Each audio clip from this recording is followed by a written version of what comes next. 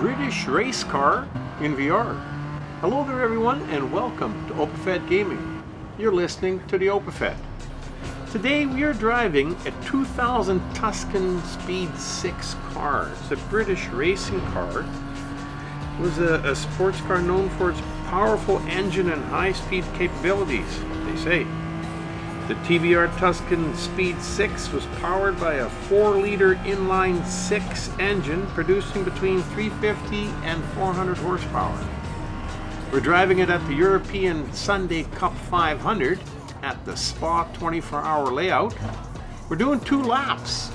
We were 8th of 8 cars and we started with a rolling start. Now this little British race car is a gorgeous little car to drive. Like I said, it's got lots of power.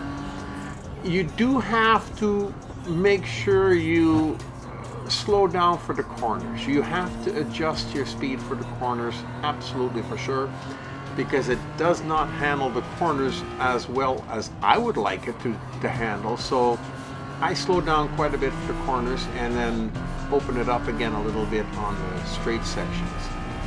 But other than that, you know, it's a beautiful little race car. It's got that British racing green paint job on the outside. I don't particularly prefer the right-hand drives. I like the left-hand side drives. It just throws me off because I've been so used to driving sitting on the other side.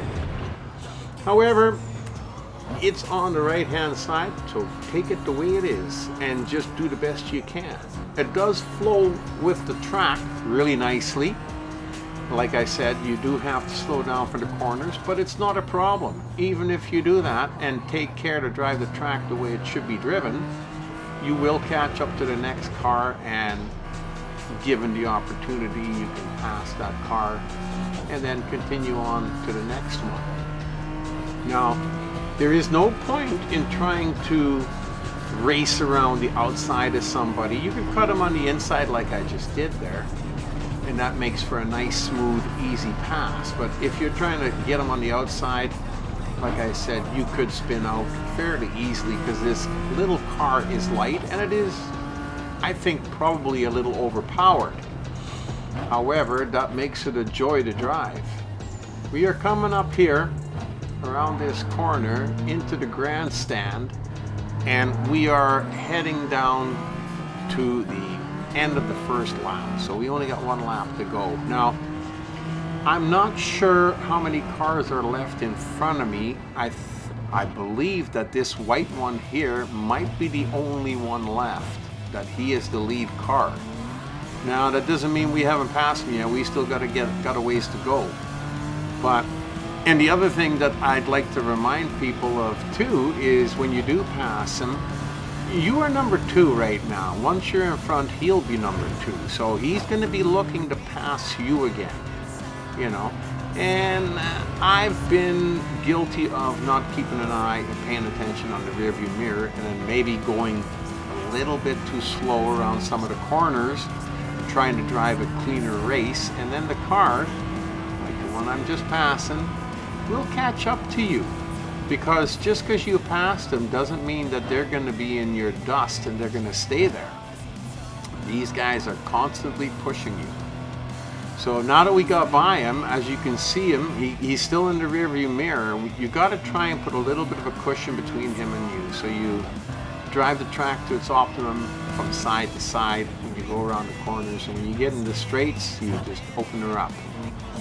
2 laps is not a long ways to go, but they are quite long laps, so he has lots of time to catch back up to you if you don't push it enough. So you always got to remember, where you don't want to over push, you do have to push to the point where you're going to increase your buffer size of time between you and the last car.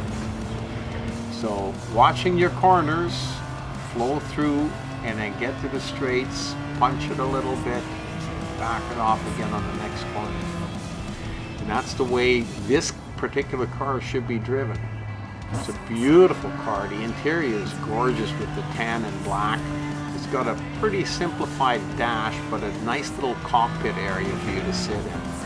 I love the colors. The The brownish to light tan goes really well with the green, and it makes the car look awesome.